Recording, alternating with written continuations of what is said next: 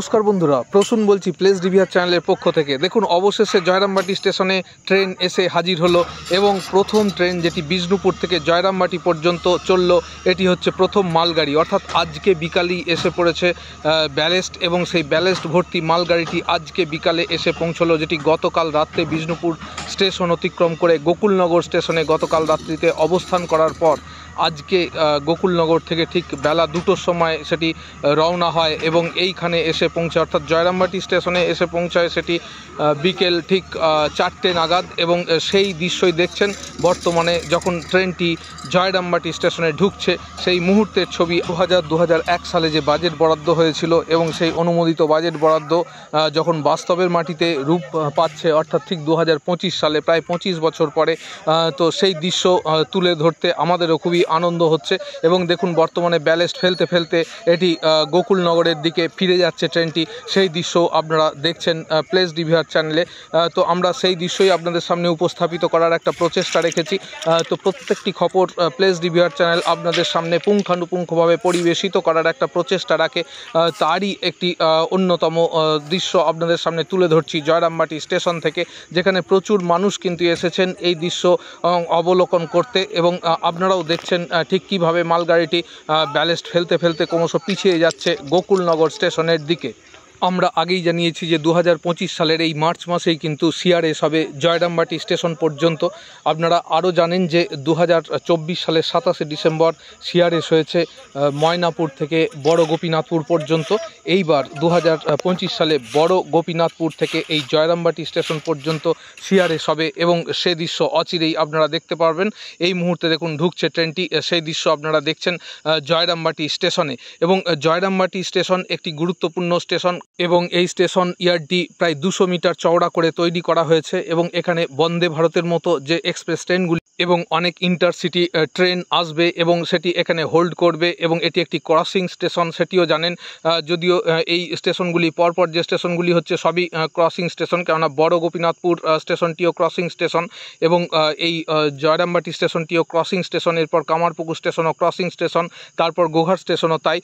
তো সেই বিষয়টি নতুন নয়। নতুন যেটি হলো সেটি হচ্ছে এই যে স্টেশন ইয়ার্ড, সেটি প্রায় 200 মিটার লম্বা। দেখছেন বর্তমানে আমরা সেই স্টেশনে দাঁড়িয়ে আছি, সেখানকার ছবি দেখাচ্ছি।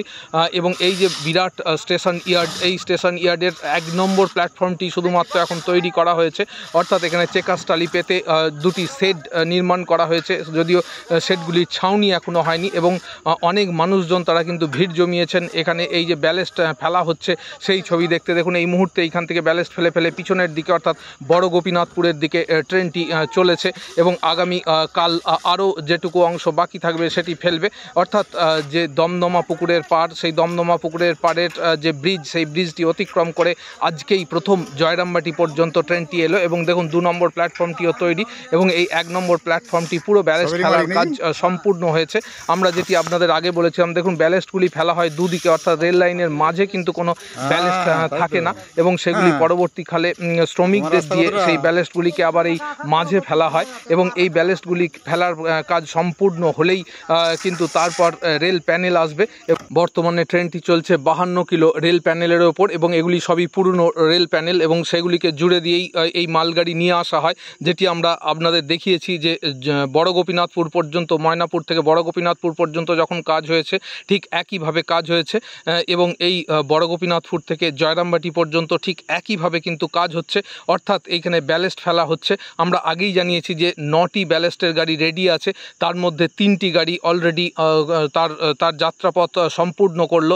এবং আমরা আগের বারেই জানিয়েছিলাম যে ঠিক দমদমা থেকে জয়রামবাটি পর্যন্ত পরবর্তী যে ব্যালেস্টের গাড়িটি এই সপ্তাহে আসছে, অর্থাৎ এই গাড়িটি সেটি প্রথম দফার যে ব্যালেস্ট, অর্থাৎ এই 52 কিলো রেল প্যানেলের ওপর দিয়ে মালগাড়ি এসে প্রথম দফার যে ব্যালেস্ট ফেলার কাজ সেটি কিন্তু সম্পূর্ণ করলো।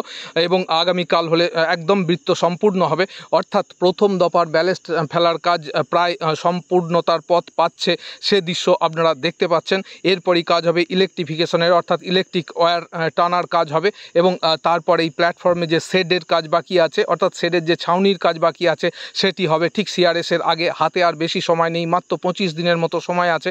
এই 25 দিনের মধ্যেই কিন্তু এই সমস্ত কাজগুলি সম্পূর্ণ করতে হবে। এবং সেই কারণেই বিষ্ণুপুর রেলের যে রেস্ট হাউস আছে সেখানে ডেপুটি এবং ইঞ্জিনিয়াররা তারা কিন্তু সেখানে প্রতিনিয়ত কাজের খুঁটিনাটি পর্যবেক্ষণ করছেন, তাই এত দ্রুততার সঙ্গে পরপর কিন্তু এই যে মালগাড়িগুলি আসছে তার দৃশ্য আপনারা দেখতে পাচ্ছেন। পরপর 3টি মালগাড়ি এলো, আরও 6টি মালগাড়ি আসবে এবং সেটি ফ্রিকোয়েন্টলি আসবে, খুব দ্রুততার সঙ্গে আসবে। তো প্লেস ডিভিআর চ্যানেল কিন্তু ফেসবুকেও আছে, আপনারা ফেসবুকে অবশ্যই ফলো করবেন, সঙ্গে থাকবেন এবং প্রত্যেকটি কারেন্ট আপডেট আপনারা খুঁটিনাটি তথ্য কিন্তু এই প্লেস ডিভিআর চ্যানেল আপনাদের সামনে দেয় এবং সেই তথ্য আপনারা পাবেন। তো বন্ধুরা, আজকের উপস্থাপনাটি আপনাদের কাছে কেমন লাগলো সেটি অতি অবশ্যই জানাবেন। এইভাবে সঙ্গে থাকবেন, ভালো থাকবেন, সুন্দর থাকবেন এবং সুস্থ থাকবেন। শুভ সন্ধ্যা।